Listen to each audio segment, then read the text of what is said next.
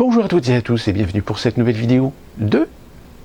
Aujourd'hui, petite vidéo en guise de revue de presse. Revue de presse pour vous donner différentes informations, différents éléments qui rejoignent différents sujets que j'ai déjà abordés dans les précédentes vidéos, si vous êtes déjà abonné à cette chaîne depuis un certain temps. Je remercie d'ailleurs les récents abonnés qui viennent de s'inscrire et je leur souhaite la bienvenue, évidemment, et j'espère qu'ils trouveront dans ces vidéos de quoi peut-être enrichir ou piquer leur curiosité sur ces différents sujets qui nous permettent aujourd'hui de mieux comprendre les subtilités et la compréhension de ce qui nous entoure, de ce que nous voyons, de ce que nous entendons. Autrement que ce que les versions officielles, les versions bien pensantes nous obligent parfois à accepter comme foi de vérité.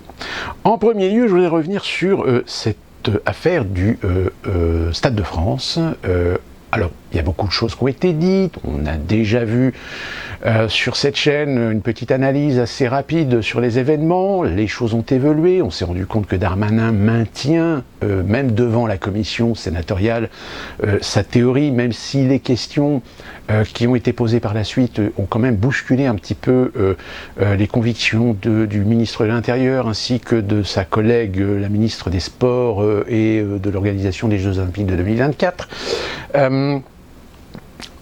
Pendant cette commission, alors évidemment, la vidéo sur la commission est assez longue, etc., donc il faut prendre le temps, mais elle est très intéressante parce qu'on voit bien que, je pense très sincèrement que Macron a piqué sa colère, surtout après l'affaire McKinsey, pour dire à ses ministres que s'ils devaient passer devant des commissions parlementaires, qu'ils disent au moins les choses clairement et pas essayer de contourner ou de mentir pour protéger le gouvernement et le président de la République, parce que forcément il y a toujours à un moment donné un détail qui fait que ça démontre qu'on s'est un petit peu foutu de la gueule de la représentation nationale.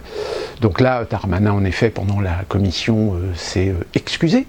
Excusé par rapport justement à cette fameuse note, ces fameuses informations qui donne une alerte qui, je dirais, encadre certains risques que pourraient avoir les autorités à l'organisation de certains événements, et que Darmanin a bien admis que malheureusement ces notes existent, mais que malheureusement elles n'ont pas été diffusées auprès des services concernés, et que même pendant cette commission, la ministre des Sports, elle aussi, a admis que, en effet, elle a pris connaissance de l'existence de ces notes, mais qu'elle ne les avait pas eues en temps et en heure.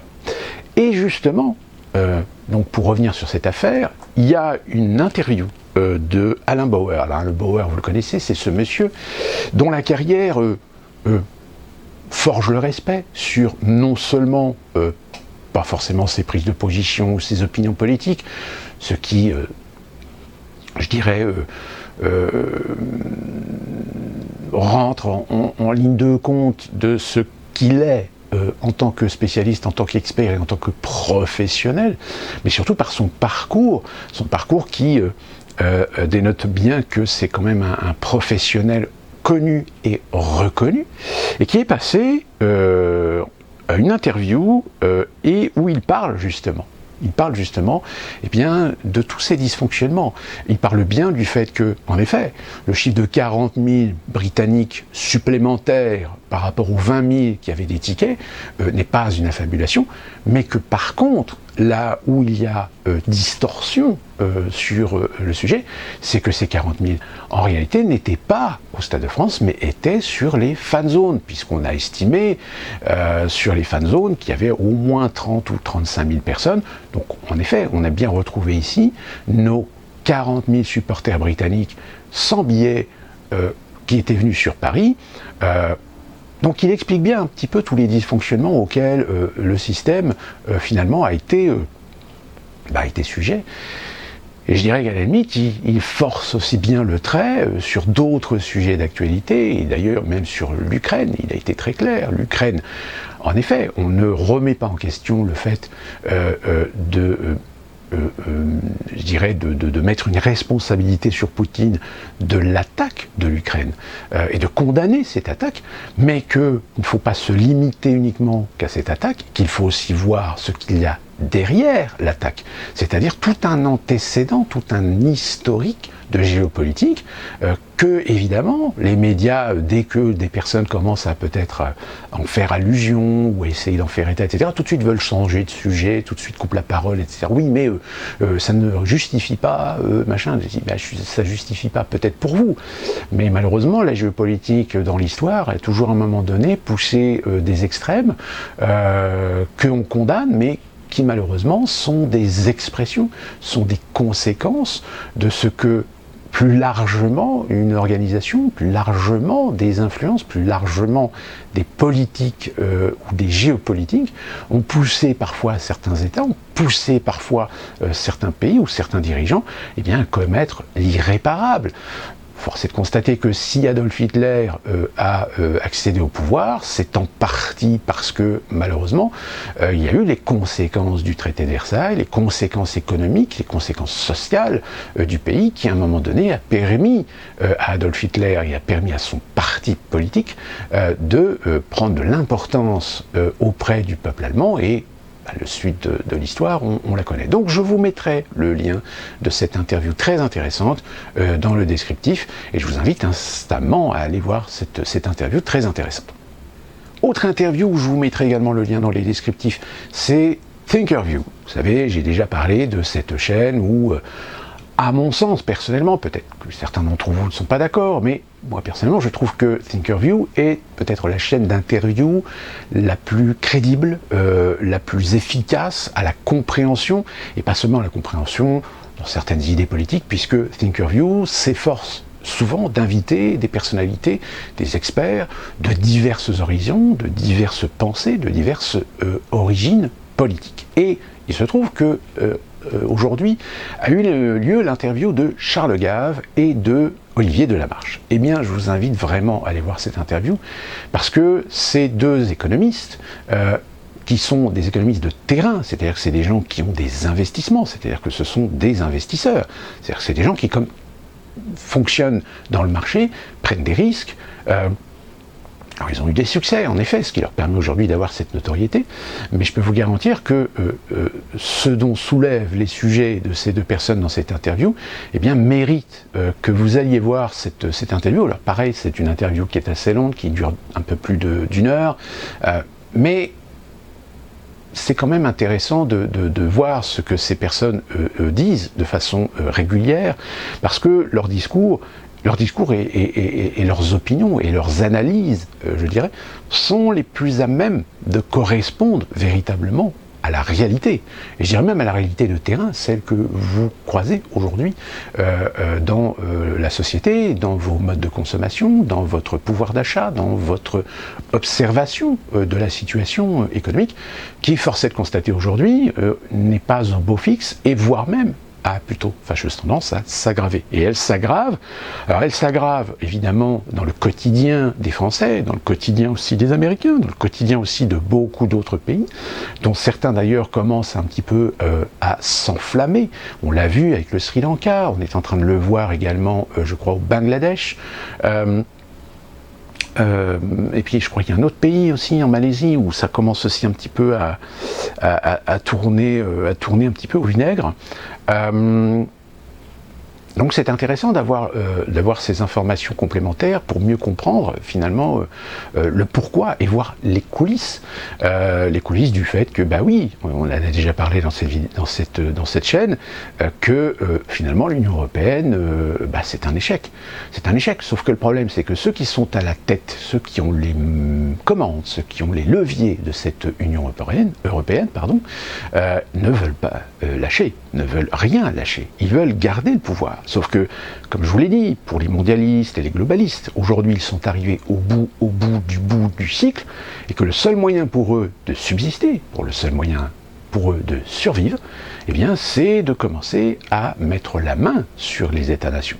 Donc de les détruire, dans leur souveraineté, et donc dans votre souveraineté, et qui plus est, ce que veut dire la destruction de la souveraineté et des États-nations, ça veut dire la destruction de vos acquis en matière constitutionnelle, institutionnelle, sur la destruction de certaines libertés.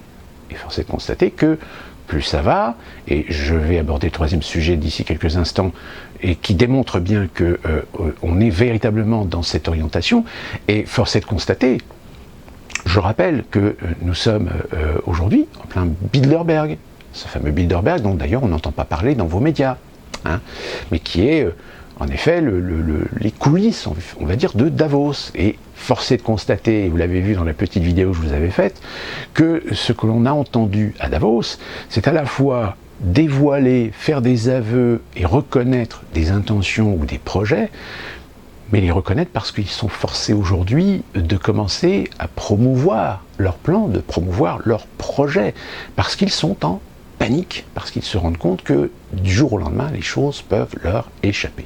Donc, force est de constater qu'aujourd'hui, avec ces informations que l'on commence un petit peu à glaner, eh bien, De la Marche et Gave vous permettent aujourd'hui de mieux voir, de mieux comprendre les subtilités des situations, au-delà évidemment des schémas d'apparat, parce que les schémas d'apparat, je peux vous garantir qu'actuellement, ils vont tout faire pour les préserver, ils vont tout faire pour vous les imposer. Et même dans cette interview, ils le disent que de plus en plus, vous allez constater de façon, on va dire, camouflée, ou parfois de façon secrète, que petit à petit, justement, on va vous retirer ces libertés.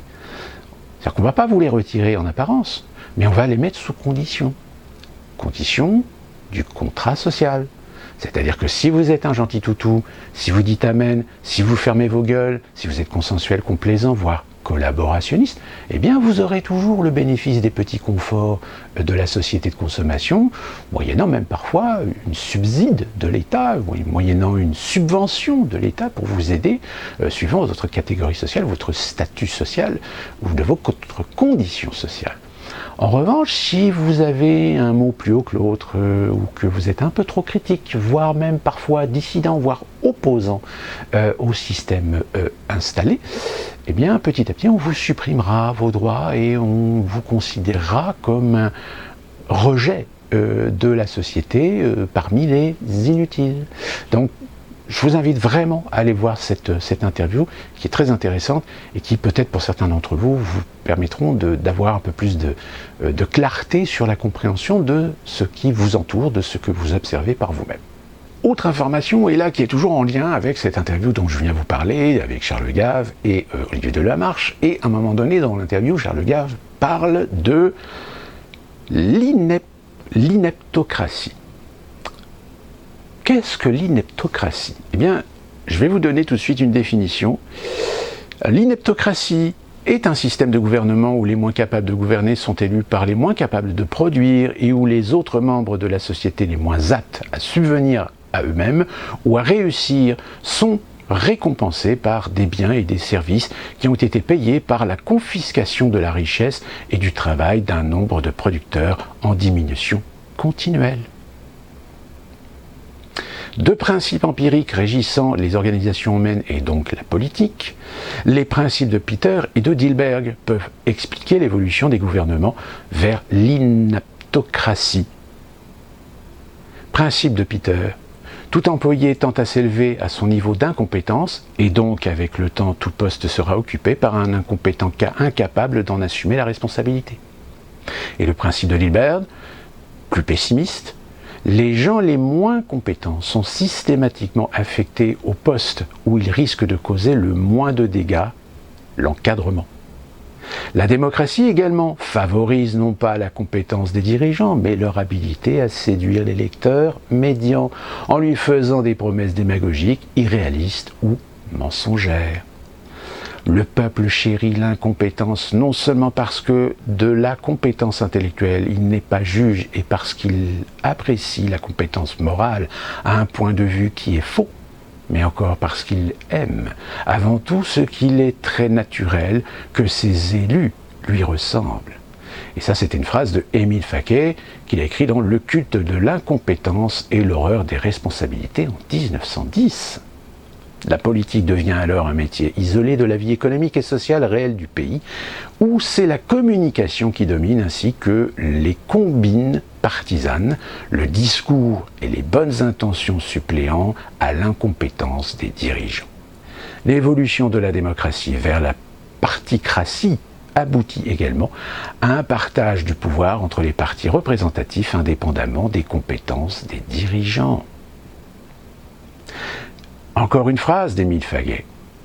Cette singulière attribution des ministères en raison de l'incompétence des titulaires semble au premier regard un simple jeu, une simple coquetterie spirituelle et raffinée de la déesse incompétence. C'est un peu cela. Ce n'est pas cela. Tout à fait cela. Les ministères sont ordinaires attribués ainsi parce qu'il s'agit pour celui qui les forme de donner une portion de pouvoir à chacun des groupes de la majorité sur laquelle il veut s'appuyer. Est-ce que j'ai besoin de vous faire un petit descriptif par rapport à la réalité ?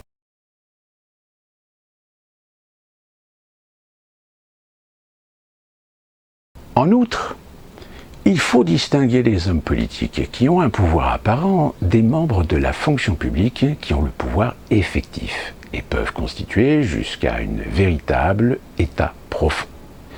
Comme le rappelle Mencius Bollenberg, l'État peut être assimilé à une entreprise qui n'a pas de finalité claire et dont les employés, faute de concurrence et à cause de l'impuissance des actionnaires citoyens, en viennent à servir non pas les individus mais eux-mêmes.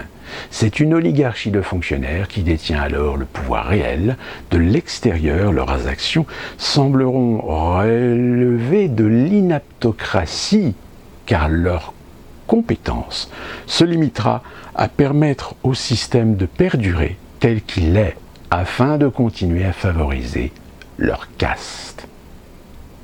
Et là-dessus, on peut trouver dans l'histoire, sur ce constat, quelques affirmations de personnalités notables, célèbres, historiques. Nous avons par exemple quelqu'un qui a dit « Il y a des gens qui se croient le talent de gouverner par la seule raison qu'ils gouvernent. » Et cette citation, on la doit à Monsieur Napoléon Bonaparte. Cela porte un nom, le déclin. Nous sommes un continent en déclin et nous deviendrons les colonies des pays émergents. Je n'ai aucune raison d'être optimiste devant de telles attitudes de la part de ceux qui nous gouvernent. La bêtise explique beaucoup de choses. Propos de Claude Allègre le 27 décembre 2012. Le marché de la stupidité humaine recoupe pour une très large part un autre marché, le marché politique. Thierry Falissard. Je crois que si on pouvait transformer la connerie en énergie, nous n'aurions plus aucun problème d'approvisionnement. Dixit, notre cher monsieur, grand monsieur, qu'est Jean-Pierre Petit. Vous avez également Georges Bernanos, qui, dans son livre « La France contre les robots », en 1947, disait « L'expérience m'a depuis longtemps démontré que l'imbécile n'est jamais simple et très rarement ignorant. L'intellectuel devrait donc nous être, par définition, suspect. Certainement. Je dis l'intellectuel, l'homme qui se donne à lui-même ce titre en raison des connaissances et des diplômes qu'il possède. Je ne parle évidemment pas du savant, de l'artiste ou de l'écrivain dont la vocation est de créer, pour lesquels l'intelligence n'est pas une profession mais une vocation. Oui, dussé-je une fois de plus perdre en un instant tout le bénéfice de mon habituelle modération. J'irai jusqu'au bout de ma pensée. L'intellectuel est si souvent un imbécile que nous devrions toujours le tenir pour tel jusqu'à ce qu'il nous ait prouvé le contraire. Et force est de constater qu'en effet, dans la réalité, on est plus souvent confronté à des gens qui usent de réputation jusqu'à ne même pas se rabaisser parfois à démontrer, prouver, argumenter, sourcer leurs propos. Il y en a pas mal. Raymond Boudon disait « Les intellectuels en France détestent le libéralisme parce que dans un régime libéral, ils seraient payés en fonction de leurs valeurs. » Ce qui n'est pas faux. Même si ça ne veut pas forcément dire que le système ultralibéral est la solution. Par définition, ultralibéral veut dire sans règles. Donc là, on se retrouverait dans un autre système plus anarchique. Karl Popper, dans La leçon de ces siècles, C'est toujours nous, les intellectuels, qui, par lâcheté, vanité et orgueil, avons fait et faisons les pires choses. Nous qui avons un devoir particulier à l'égard de ceux qui n'ont pas pu étudier, nous sommes les traîtres de l'esprit, comme l'a dit le grand penseur français Julien Benda. C'est nous qui avons inventé et diffusé le nationalisme, comme l'a montré Benda, et nous suivons les modes idiotes. Nous voulons nous faire remarquer et parlons un langage incompréhensible mais très impressionnant, un langage docte artificiel que nous tenons de nos maîtres hegéliens. BHL, pour ne nommer qu'un seul. Ambrose Bierce, abruti, personne omniprésente dans les domaines de la spéculation intellectuelle, également très active dans les voies de l'activité morale. Crétin, membre d'une dynastie régnante dans les lettres et dans la vie.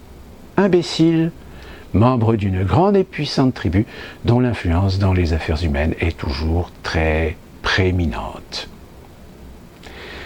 Georges Frêche, quand je fais une campagne, je ne fais jamais pour les gens intelligents. Des gens intelligents, il y en a 5 ou 6%, et il y en a 3% avec moi, et 3% contre.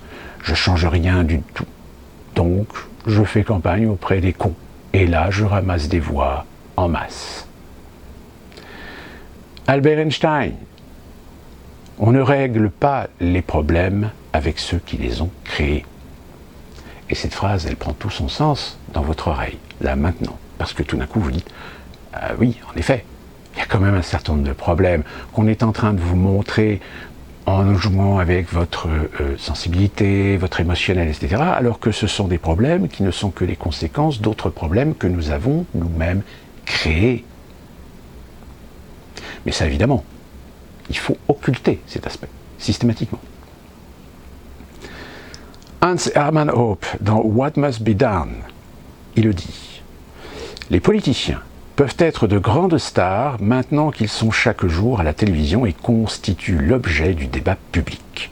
Mais cela est presque entièrement dû au fait qu'ils sont en partie l'appareil étatique actuel et de ses pouvoirs monopolistiques. Une fois ce monopole dissous, ces stars de la politique deviendraient des nullités. Parce que dans la vraie vie, ils sont pour la plupart des moins que rien, de simples usurpateurs, des imbéciles. Seule la démocratie leur permet de s'élever à des postes élevés. Laissés avec leurs propres compétences, jugés par leurs propres réalisations personnelles, ils sont presque, sans exception, de parfaits inconnus. Et force est de constater que l'oligarchie politicienne française est quand même vachement remplie de ce genre d'individus. Alors en effet, qui ont des diplômes, qui ont des sociétés, certaines des sociétés d'investissement, d'avocats, etc. Mais qu'ont-ils produit réellement eux-mêmes, en dehors de peut-être des patrimoines financiers avec lesquels ils ont investi, avec lesquels ils ont créé. Alors, créer, pareil, je mets ça entre guillemets, parce qu'on peut créer des entreprises et donc générateur d'emplois, donc générateur de productivité économique, etc., et récolter le fruit de cet investissement, de cette prise de risque. Là-dessus, je pense que nous sommes tous d'accord. Mais est-ce que c'est vraiment le cas? J'en doute. Rien ne favorise autant l'exercice du pouvoir que l'ignorance et son corollaire, la peur. Signé André Georget. Et enfin, je vais terminer sur cette phrase. Pour emporter l'adhésion des masses, il faut leur dire les choses les plus stupides et les plus crues. Sous-entendu évidemment ce que la masse veut entendre. Et cette phrase, on la doit à un certain Adolf Hitler. Donc vous voyez, cette référence que fait Charles Gave dans cette interview, je pense qu'elle est très intéressante. Si jamais vous voulez en savoir plus, j'essaierai de ne pas oublier de vous mettre un lien en description. Très rapidement, je vais revenir sur l'affaire Twitter. Vous le savez, Elon Musk a suspendu son offre suite à certaines révélations, certaines informations qui tenteraient à démontrer que dans la gestion même de Twitter, il y a eu un certain nombre de, bidouillages. Alors évidemment, certains tout de suite se sont précipités en disant que c'était de la fake news, alors qu'en réalité, il semblerait que ce n'est pas de la fake news.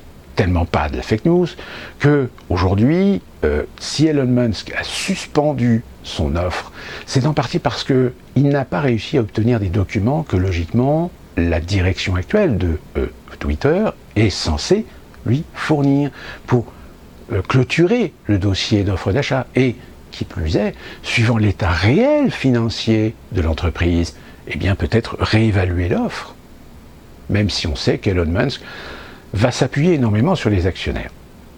Eh bien, résistance.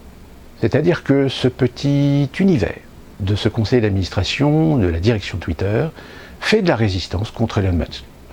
Évidemment, beaucoup d'organismes, beaucoup de médias, beaucoup d'associations, beaucoup de mouvements soutiennent la décision de la direction qui ne veut pas voir Twitter tomber entre les mains de Musk. Sauf que, en règle générale, c'est pas logiquement comme ça que les choses doivent se passer. Quand il y a une offre d'achat, l'offre d'achat a été acceptée par les actionnaires. Donc en quoi la direction générale, en quoi le conseil d'administration de Twitter irait-il en opposition avec la décision de l'actionnariat de Twitter?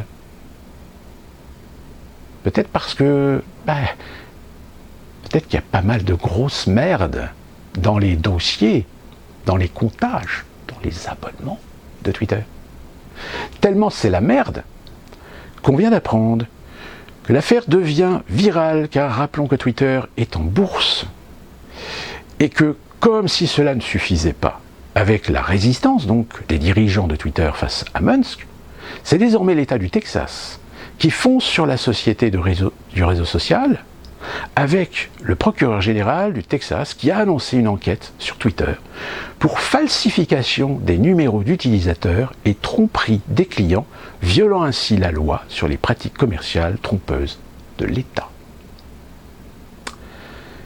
Alors comme je vous dis, l'affaire devient virale, et que si jamais des preuves sont publiées sur l'état de la société, par justement cette procédure judiciaire du Texas, ça voudra dire quoi? Ça voudra dire que tromperie avérée sur son nombre d'abonnés, qui forcément influe sur la valeur boursière de l'entreprise. Les actionnaires pourraient rapidement perdre confiance dans la crédibilité de l'entreprise et menacer de vendre massivement leur part. Et vous savez que si tout d'un coup des actionnaires décident massivement de vendre des actions d'une entreprise, en général, c'est la faillite. C'est d'ailleurs pour cette raison que Elon Musk avait dans l'idée de retirer Twitter de la bourse.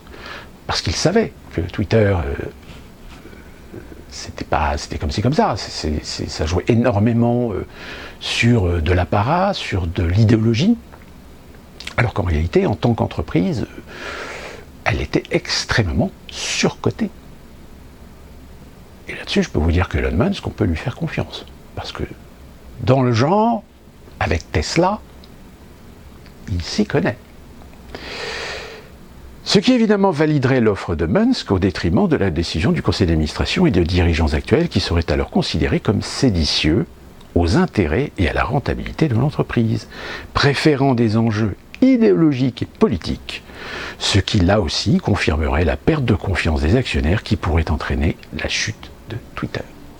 Donc voilà où l'on est aujourd'hui avec Twitter. Et j'ai envie de dire, le gros problème, c'est que si jamais Twitter chute, si jamais des informations sont révélées sur les trucages, sur les bidouilles, sur les combines, sur même la collusion idéologique de Twitter, force est de constater que forcément tout le monde va commencer à se dire c'est le cas chez Twitter. Est-ce que ça ne serait pas le cas chez d'autres? Avant d'aborder le dernier sujet de cette vidéo, on vient d'apprendre que la justice casse l'accord entre les NUP et le Parti socialiste. C'est-à-dire que le Parti socialiste, dans son intégration au mouvement de la nouvelle Union populaire écologique et sociale, est irrégulière. Et que par conséquent, quelques encablures du premier tour, ça fout la merde. Et enfin, pour terminer, je vais revenir sur quelques petites amicroches qui ont eu lieu dans des processus qui normalement auraient dû se passer comme une lettre à la poste.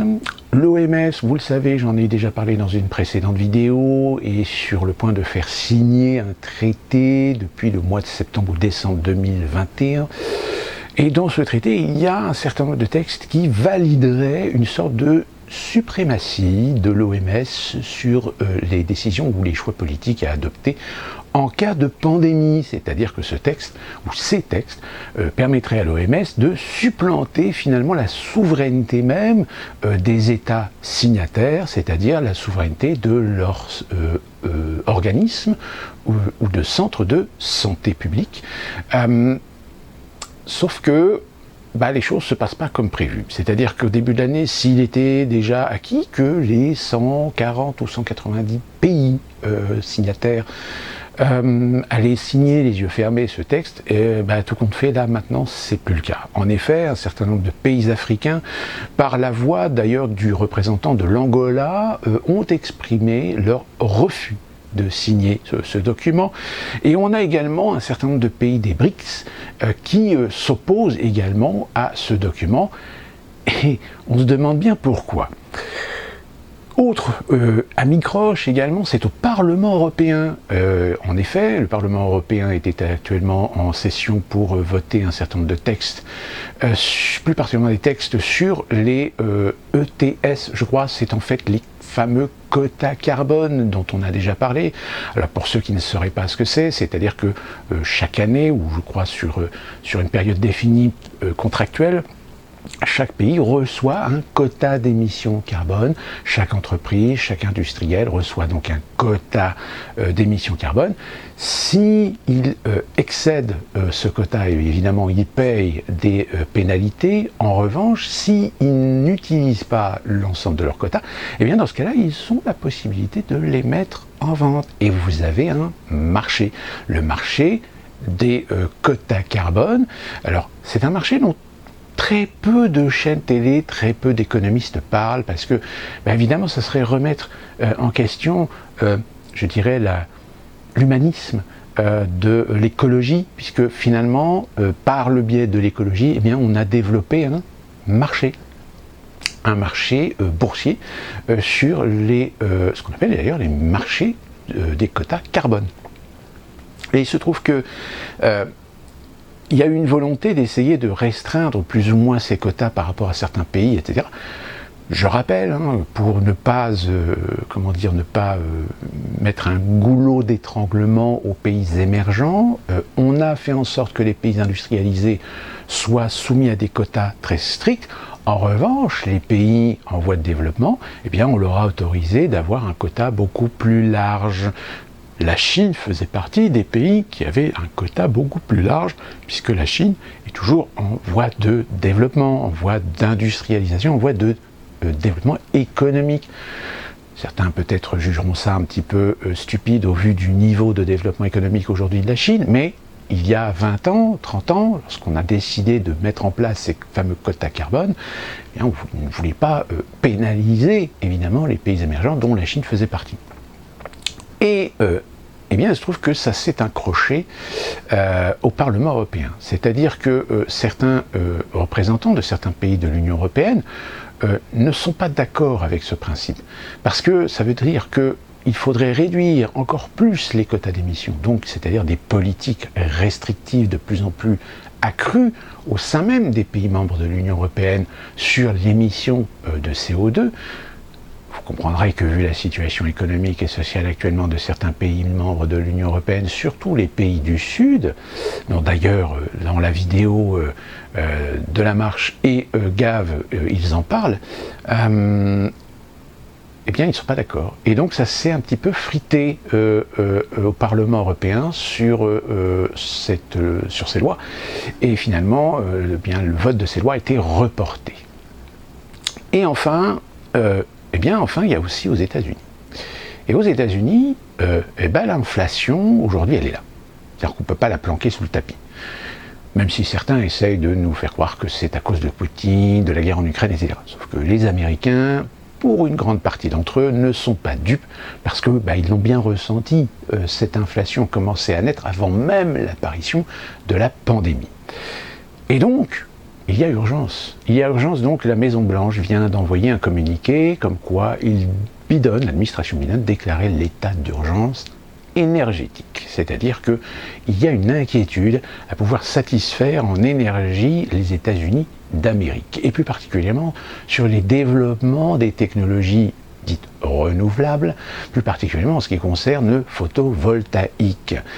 Il faut savoir que, par exemple, un des États, les États-Unis d'Amérique, les plus innovateurs et les plus développés dans ce domaine, c'est évidemment la Californie. Sauf que le problème, c'est qu'entre les différents grands plans, et d'ailleurs je vous avais déjà parlé dans ma vidéo sur le climat, sur le réchauffement climatique, de cette fameuse zone où vous avez ces usines solaires, je vous remets la photo ici, peut-être que ça vous rappelle des souvenirs, vous l'avez peut-être vu dans certains films, sauf que le problème, c'est qu'entre le moment où on décide de faire ces projets, de les mettre en place, de les construire, etc., malheureusement, la demande, elle continue à croître.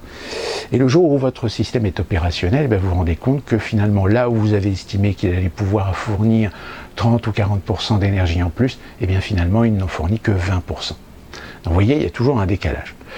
Sauf que là, avec la situation internationale et géopolitique, l'administration Biden se trouve confrontée à un problème. C'est que presque 70 ou 80% des importations de panneaux photovoltaïques viennent de Chine.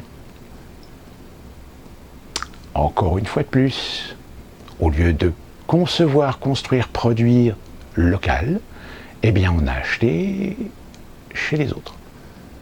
Parce que c'était pas cher. Parce que les coûts de production et de fabrication aux États-Unis sont beaucoup trop élevés pour pouvoir satisfaire les ambitions de développement du photovoltaïque.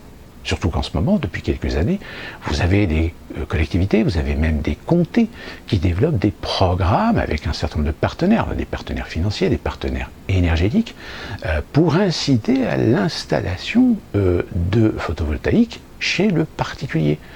Nous-mêmes ici, dans notre comté, le comté fait une offre de 20 000 $ pour installer, par exemple, du matériel photovoltaïque. Ce qui permet à la fois de pouvoir, évidemment, être autonome suivant votre mode de consommation. Je dis bien suivant votre mode de consommation, parce qu'on le sait, les Américains sont parfois un peu trop excessifs dans leur façon de consommer. Mais pour ceux qui savent réguler et être raisonnables dans leur façon de consommer l'énergie, ça leur permet d'être autonomes. Et surtout, dans les États du Sud, de pouvoir aussi revendre de l'électricité. Alors, évidemment, cela n'empêche pas de rappeler que le problème du photovoltaïque, c'est que le matériel n'est pas éternel. C'est un matériel qui vieillit plutôt mal, qu'il faut remplacer ou faire une maintenance régulière. Et c'est là que souvent les particuliers, tout d'un coup, se rendent compte que si peut-être ils avaient un gain sur l'investissement, vous avez intérêt à être dans des pays relativement bien ensoleillés, pas trop chauds, parce que s'il fait trop chaud, pareil, ça risque d'avoir des conséquences matérielles, mais je dirais même physiques sur vos photovoltaïques.